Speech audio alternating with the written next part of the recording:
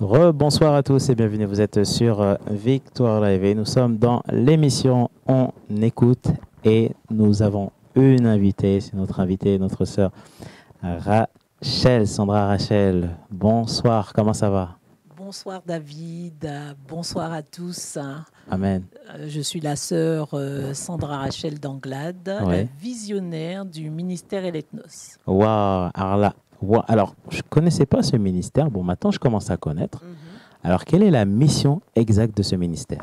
L'intercession pour les nations, Ouais. pour les rois et D'accord. Israël. Et Israël, d'accord. Voilà. Alors, pourquoi Israël? Israël parce que cela fait partie de mon mandat et ma mission. Donc nous avons aussi des partenaires avec Israël. D'accord. Depuis combien de temps? On va dire 2 ans. 2 ans. C'est un ministère très jeune, hein, très très jeune. D'accord. Alors, il y a toute une équipe, je pense, non? Il y a une équipe, exact. Ouais. Des jeunes, des moins jeunes, De tout. de tout. De tout. Des vieux. Amen, amen, amen. Alors, tu es venu avec un thème, notre sœur Sandra Rachel. De quel thème s'agit-il? La marche avec Dieu. Waouh. Alors, la marche avec Dieu, alors qu'est-ce que ça veut dire? Ça veut dire qu'en tant qu'enfant de Dieu, on marche, mais avec Dieu, c'est ça? En tant qu'enfant de Dieu, il y a un chemin qui nous est tracé et dont nous devons emprunter ce chemin pour marcher. Voilà. Et s'il y a une marche, forcément, avec Dieu, il y a forcément un chemin. Ah, d'accord, il y a forcément un chemin. Voilà. Alors, nous sommes dans cette émission et si vous avez des questions à poser, n'hésitez pas à revenir voilà, vers nous. C'est un live et il y a beaucoup de choses à dire et à voir parce que la marche avec Dieu, ça veut dire beaucoup de choses. Alors, Sandra Rachel, la première question qu'on pourrait se poser, comment marcher avec Dieu? Ah oui, ça c'est... Cette question, elle est assez complexe. Ouais. Pas compliqué à répondre, mais complexe, parce que la marche avec Dieu, il n'y a pas quelque chose d'établi. D'accord. Hein. Le Saint-Esprit en nous nous donne de marcher selon que Dieu désire pour chacun d'entre nous. Je dis cela ainsi, mais c'est beaucoup plus complexe que ça. La marche avec Dieu nécessite déjà de naître de nouveau. D'accord. Et de suivre le Saint-Esprit, de se laisser diriger par lui. Alors, qu'est-ce que ça veut dire naître de nouveau? C'est le baptême, c'est ça? Pas forcément. C'est aussi compris, hein, Ouais. mais c'est pas seulement le baptême. C'est la nouvelle naissance, c'est naître de nouveau, c'est le changement de mentalité, le changement de cœur, mais tout cela se fait par le Saint-Esprit, pas par notre force. Oui. Très bien. Alors, quels sont les outils, ma sœur Sandra Rachel, pour pouvoir marcher avec Dieu? Parce que j'ai quand même besoin de beaucoup d'outils. Voilà. Alors, je sais qu'il y a la parole de Dieu. Est-ce que la parole m'apprend tout simplement à être près de Dieu? Je me rapproche de ce Dieu? La parole de Dieu, c'est véritablement le fondement, hein, pour la marche avec Dieu. Mais ce n'est pas suffisant. Quand je dis que ce n'est pas suffisant, je ne dis pas que la parole de Dieu n'est pas suffisante en elle-même, mais que dans la parole de Dieu, elle va nous donner aussi les outils pour pouvoir marcher correctement. D'accord. Dans la prière, le jeûne, l'écoute du Saint-Esprit, elle va nous montrer aussi ce qu'il faut faire et ce qu'il ne faut pas faire. D'accord, oui. Voilà. Alors, si je comprends bien, dans la parole, il y a des outils. C'est comme une caisse à outils, hein, tout simplement. Voilà, on a le tournevis, on a, je sais pas, le ciseau. Et ce qui se passe, c'est que j'ai besoin de connaître tous ces outils. Sandra Rachel, comment ça se passe? Est-ce qu'il faut que je connaisse tous les versets pour pouvoir marcher avec Dieu ou pas forcément? Non, pas forcément. Et c'est sûr qu'il faut connaître la parole. Il faut connaître la parole. Mais c'est le Saint-Esprit qui est le leader dans cette marche. Dans cette marche, il y a celui qu'on appelle la troisième personne de la Trinité, qui est super important. Et c'est lui qui donne le go, qui donne la marche, qui dit on s'arrête ici, on fait ça, on fait autre chose. Voilà. Et j'espère avoir répondu à ta question. Sûr. Oui, bien sûr. Voilà. Alors, je m'aperçois que, ok, je marche avec Dieu, mais c'est compliqué. Sandra Rachel, c'est très compliqué parce que je me retrouve que je vois qu'il y a des épreuves. Alors, est-ce que les épreuves font partie aussi de la marche avec Dieu? Sans épreuve, il n'y a pas de marche avec Dieu. Je veux le dire aujourd'hui à tous ceux qui nous écoutent. Ça peut choquer. Sans épreuve, il n'y a pas de marche avec Dieu. sans épreuve, on n'est pas validé. Ce sont les épreuves qui nous valident, les épreuves de la vie. On ne peut pas penser être un croyant, un fils de Dieu, un enfant de Dieu, qui refuse les épreuves. Donc les épreuves sont normales. Oui, puisque Jésus aussi a eu sa part, Oui, son oui. lot d'épreuves. Oui, oui. Et c'est par son lot d'épreuves qu'il a appris à obéir, nous dit la parole de Dieu, et qui fait qu'il a marché et il a plu au Père. Ouais, ouais. Alors même si Voilà. c'est dur, Sandra Rachel, même si l'épreuve est compliquée, ça va faire quelques jours, et ben, je m'en sors pas. Voilà, je vois que c'est très dur. Est-ce que Dieu est là? Le plus souvent, Dieu est là. Le plus souvent, c'est ce qu'on a oublié de nous dire quand on a cru au Seigneur. Je le dis souvent, on a oublié de nous dire que la marche avec Dieu, ce ne sont pas des gâteaux seulement, ni des bonbons, comme dit un homme de Dieu que j'aime beaucoup, ni seulement je veux une femme et voilà, Seigneur, dès que j'arrive au Seigneur, j'ai une femme, je veux un mari et j'ai un mari, je veux de l'argent et j'ai de l'argent, etc.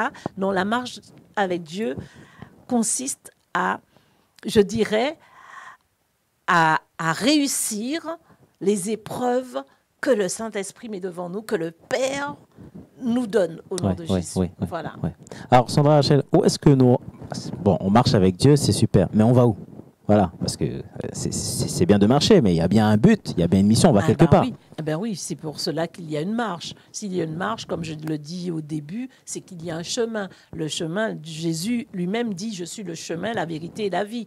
Donc, s'il y a des épreuves, ces épreuves doivent nous mener à glorifier le Père, à lui ressembler. Jésus dit tel il est, tel nous sommes dans le monde. Donc, c'est sûr que quand nous venons à Christ, nous ne pouvons pas être comme le Seigneur au départ.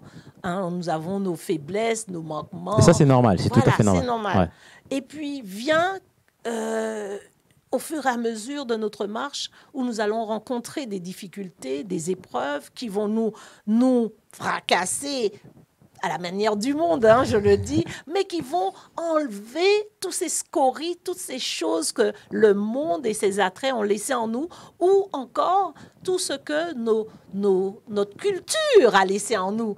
Et le Seigneur va nous émonder, ça fait mal, mais on va lui ressembler. On va voir que des choses qu'on faisait hier, on ne les fait plus.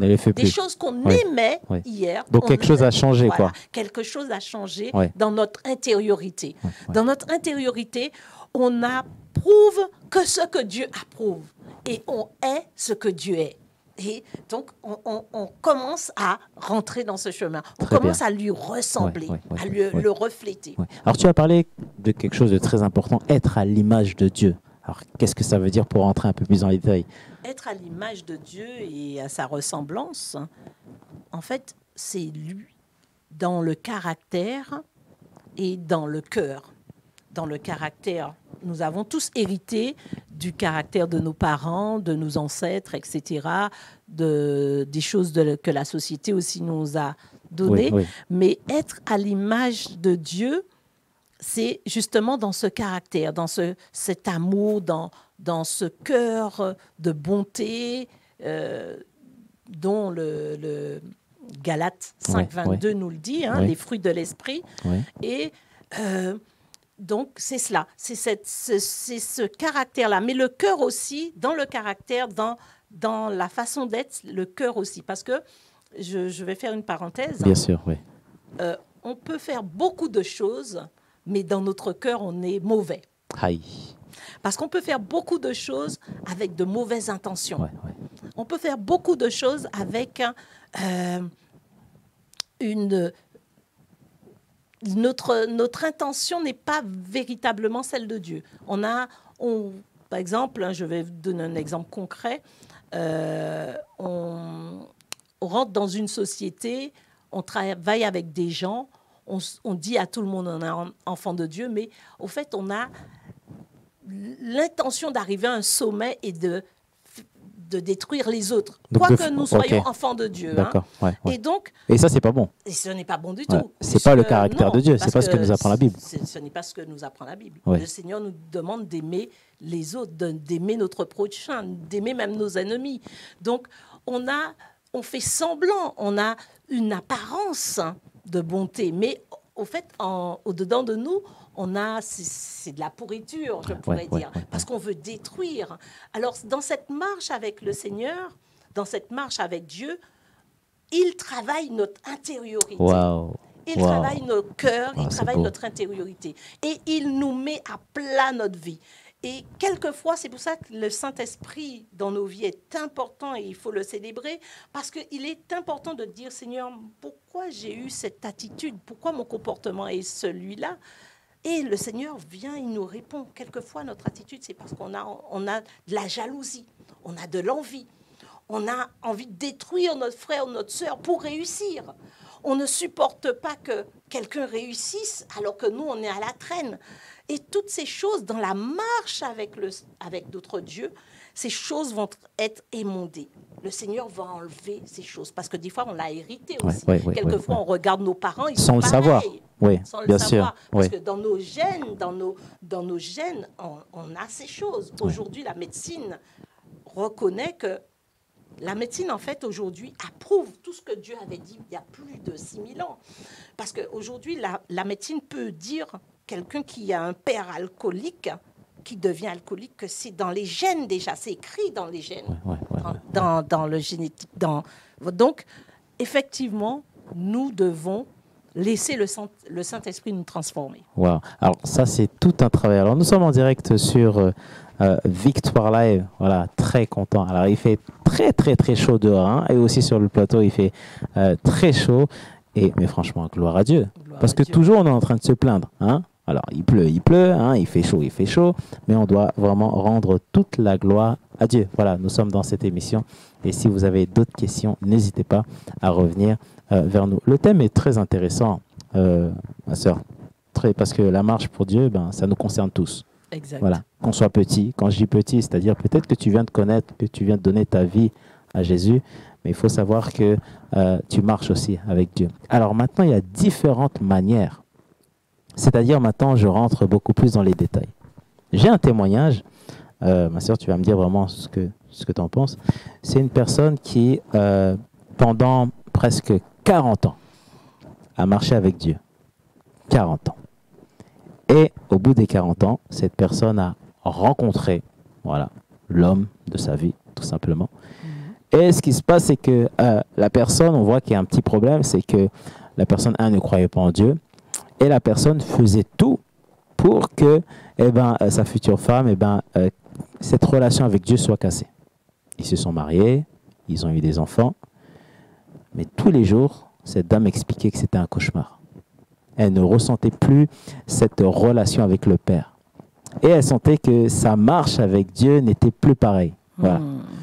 Donc elle a commencé à perdre la foi. Elle a commencé à avoir un autre caractère. En fait, c'était plus elle. Même, en fait, on la reconnaissait plus. Voilà. Elle se mettait souvent en colère. Elle se mettait souvent... elle racontait des mensonges. Et on voit qu'il y a un problème. Donc, c'est l'ennemi qui a pris la place, de Dieu. Et ce qui se passe, c'est que ça a duré comme ça, pendant 2 ans. 2 ans d'épreuves. 2 ans de complications. Et un jour, elle part dans un événement. Voilà. Elle est invitée par... une amie, une copine d'enfance qui lui dit un jour, j'ai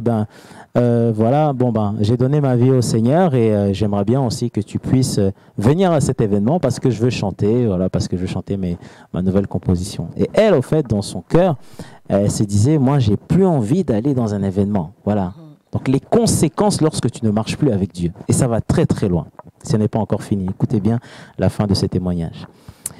Elle va au final à cet événement, mais elle s'aperçoit que lorsqu'elle essaye d'aller à cet événement, il y a en fait tout ce qui était autour d'elle l'empêche. Il y avait toujours quelque chose. Son mari lui disait non, on n'y va pas, garde les enfants. Lorsqu'elle rentre dans le bus, problème, c'est-à-dire que le bus tombe en panne. Et tu vas t'apercevoir que lorsque tu marches souvent avec Dieu, tu as, on va dire, des problèmes qui commencent à venir.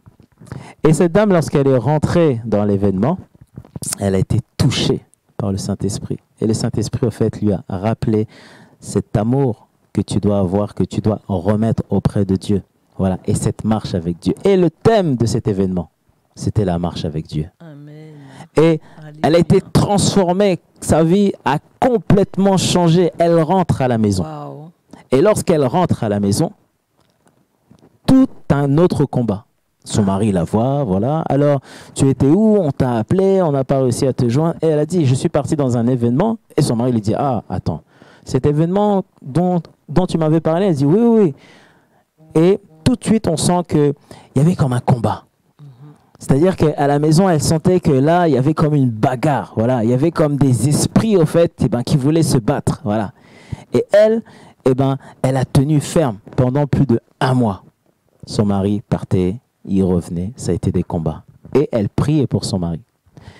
Et arrivé au bout d'1 mois, donc, son mari donne sa vie à Jésus. C'est un grand témoignage. Alors, pourquoi je vous ai parlé de tout ça? Pourquoi on a parlé de ces témoignages? Parce qu'on se rend compte que lorsque on ne marche plus avec Dieu, il y a quand même un problème. Voilà. Exact. C'est-à-dire qu'on perd d'un côté, on perd un repère. Voilà. On perd, on va dire, la connexion avec Dieu. Voilà, c'est ça, exactement. Qu'est-ce que tu penses de ce témoignage? Formidable, ce témoignage est très, très puissant. Et il y a beaucoup de choses à en dire. Parce que dans la marche avec Dieu, alors moi je vais revenir sur le début de cette histoire, hein.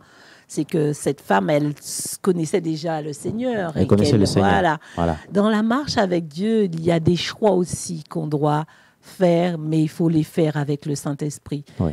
La femme que l'on va épouser, l'homme que l'on va épouser doit être le Saint-Esprit. J'entends dire que aujourd'hui Dieu ne choisit plus les maris ni les femmes. C'est une erreur.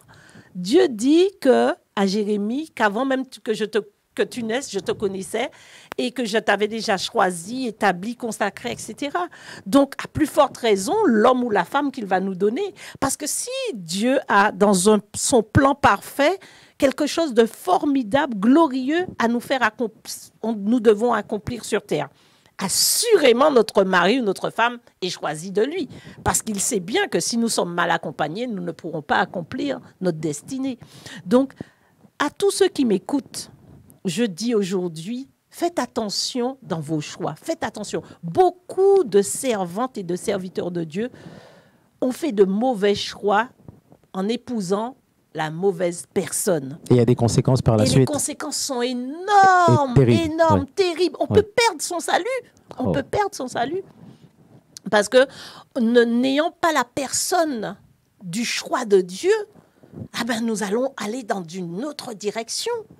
Nous allons être comme cette femme irritable, aigrie, querelleuse, où toutes sortes de choses peuvent nous arriver, les maladies aussi, parce que les maladies, à force d'endurer, ce que l'homme ne sait pas, c'est qu'à force d'endurer, le corps tombe malade. Ce temple que Dieu nous a donné, qui est le temple du Saint-Esprit, ne peut plus résister devant les épreuves. À ce moment-là, il tombe malade.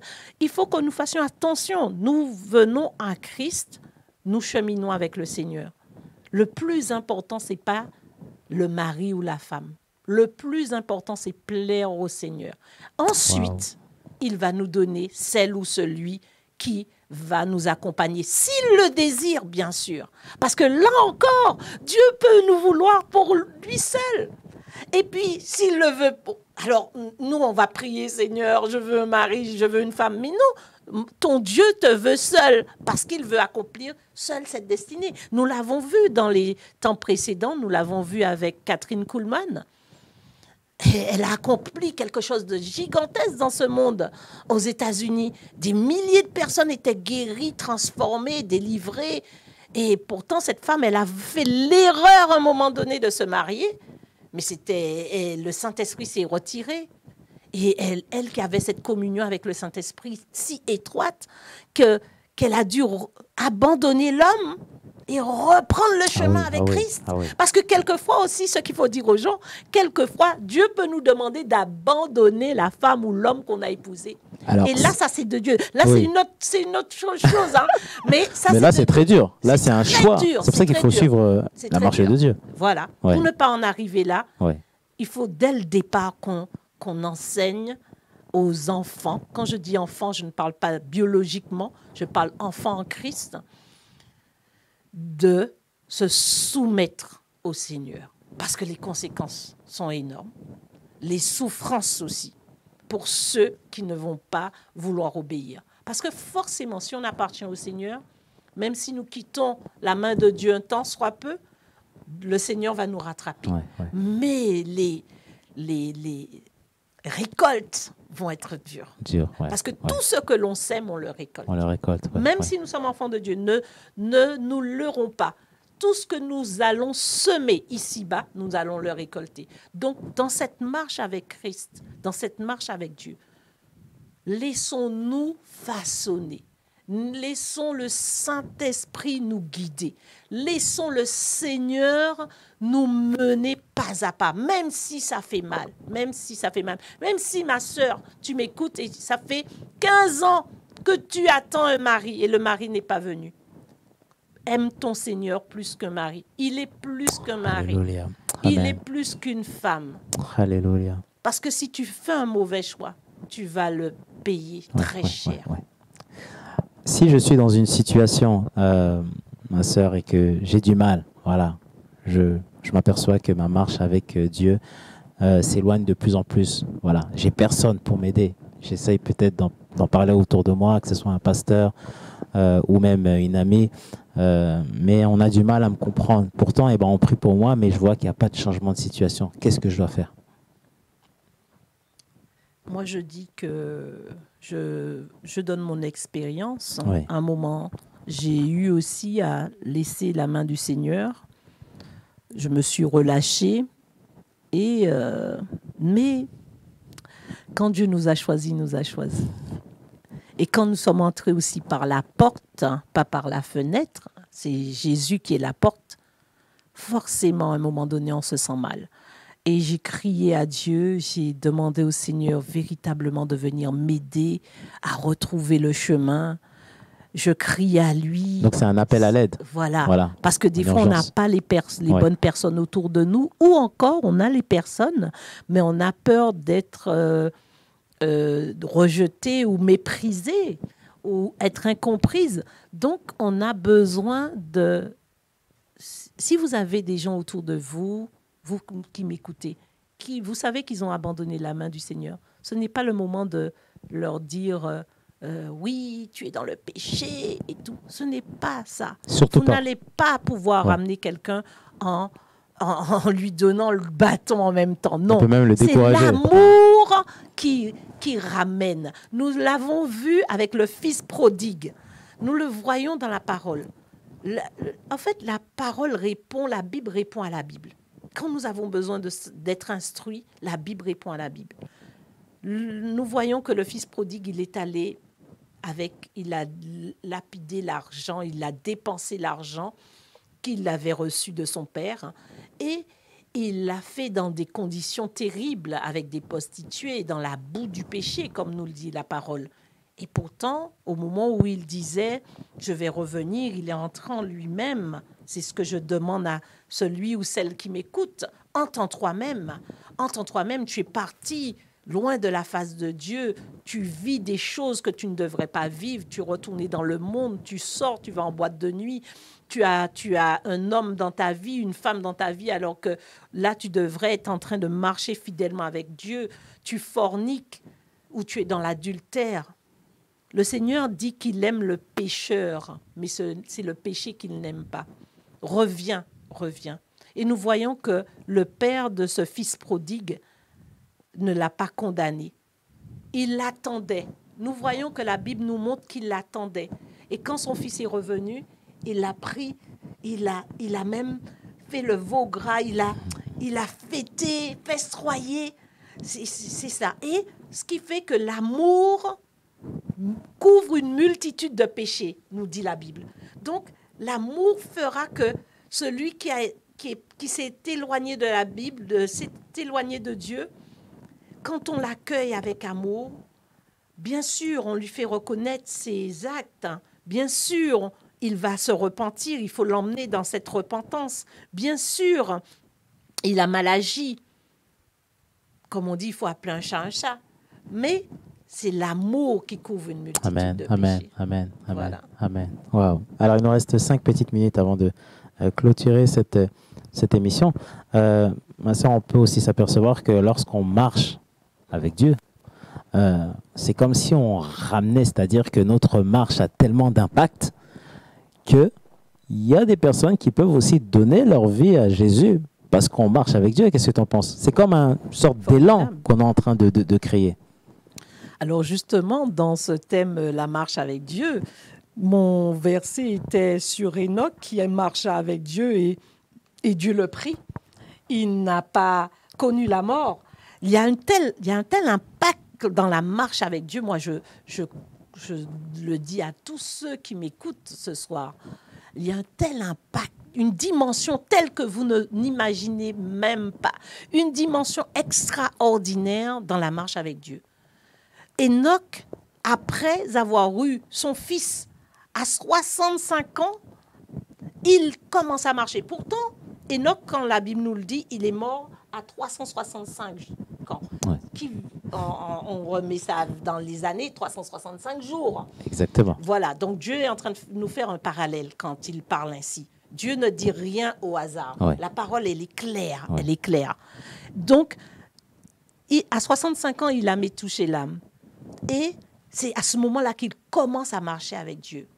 Et il marcha, la Bible dit, 300 ans. 300, le chiffre 300 est d'une importance capitale. Dieu ne parle pas au hasard. Dieu ne met pas 300 pour nous faire plaisir.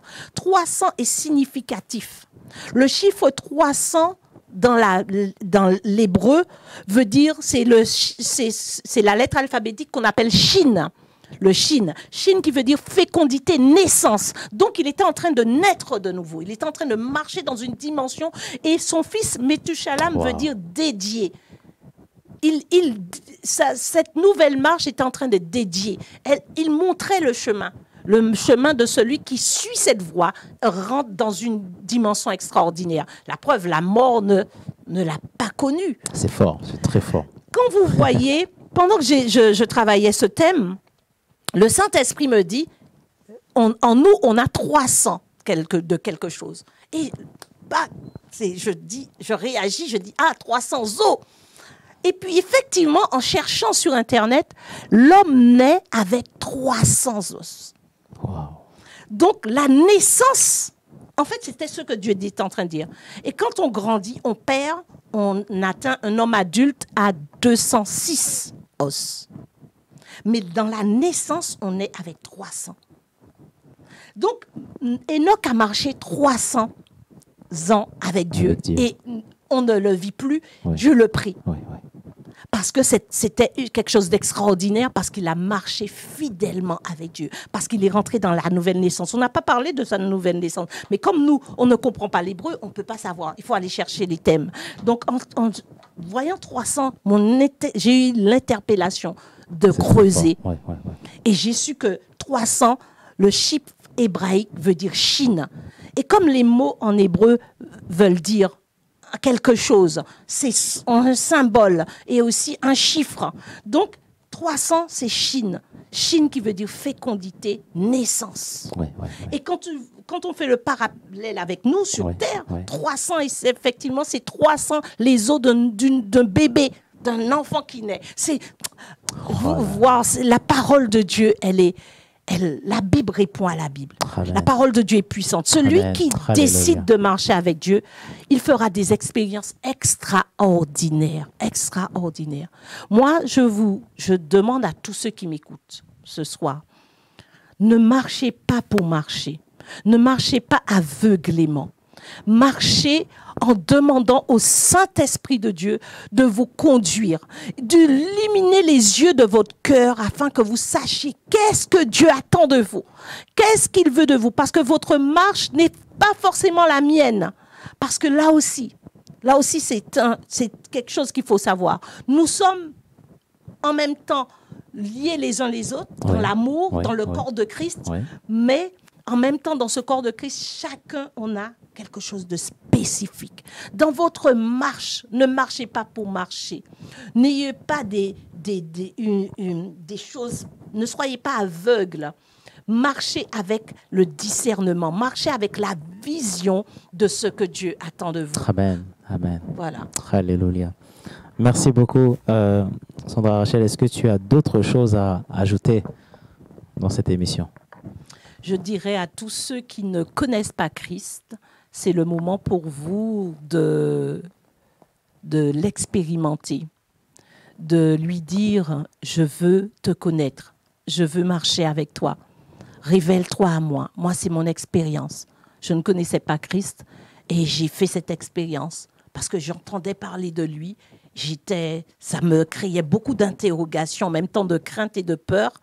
Mais dans mes interrogations, dans mon interpellation, je lui demandais, viens me dire si véritablement tu existes. Je mettais l'heure à 3h50. Après, je mettais l'heure à 4h22, des trucs comme ça, de ce genre, juste pour qu'il me réveille à des heures impossibles. Et il me réveillait à des heures impossibles. En fait, expérimenter Christ. C'est bien que l'on vous parle du Seigneur, mais faites votre expérience de la visitation de Dieu dans vos vies. Parce qu'il est véritable, notre Dieu. Il est véritable. Alors, je lance cet appel à chacun. Alléluia. Donnez vos vies au Seigneur et expérimentez sa présence. Parce qu'il est véritable. Parce que les temps dans lesquels nous sommes, vous avez besoin du Seigneur. Vous avez besoin de le connaître et vous avez besoin de savoir ce qu'il attend de vous et comment vous devez marcher. Amen, amen. Voilà. Alors, où est-ce qu'on peut te suivre, Sandra Rachel, hein? Alors, ces temps derniers, nous étions dans le 12e, hein, puisque nous sommes plus sur Paris que dans les banlieues. Pour l'instant, je fais mes connexions sur mon live, sur mon direct. Oui. Et en attendant qu'on réouvre dans la salle que nous avions dans le 13e, qui s'ouvre à nouveau, je crois, le 15 septembre. C'est une bonne nouvelle. Voilà, très bonne exactement, nouvelle. C'est une très bonne nouvelle. Mais nous faisons aussi des voyages, je pense par la grâce de Dieu, comme les frontières s'ouvrent à nouveau, des voyages avec Israël, puisque dans la mission et l'ethnos, nous avons Israël qui est notre, je dirais pas notre bébé, non, mais ce que Dieu nous a donné par grâce, notre cadeau. Notre cadeau, voilà. Amen. Merci beaucoup, Sandra Rachel, d'avoir participé à cette émission. Voilà, quant à nous, on se retrouve demain pour d'autres lives. Et si vous avez des questions, n'hésitez pas à revenir sur la plateforme. Alors, est-ce que tu as compris ou pas, hein? Alors, si tu as compris, c'est bien. Si tu n'as pas compris, sache qu'il y a aussi une équipe auprès de Victoire Live qui va aussi t'aider à mieux comprendre les émissions. Et c'est cette nouvelle équipe de com disponible sur le site victoirelive.com dans la rubrique Plus et temps de prière. Voilà, on rend l'antenne. Merci à vous de nous avoir écoutés. Soyez bénis. Ciao, ciao. Et n'oublie pas, marche avec Dieu.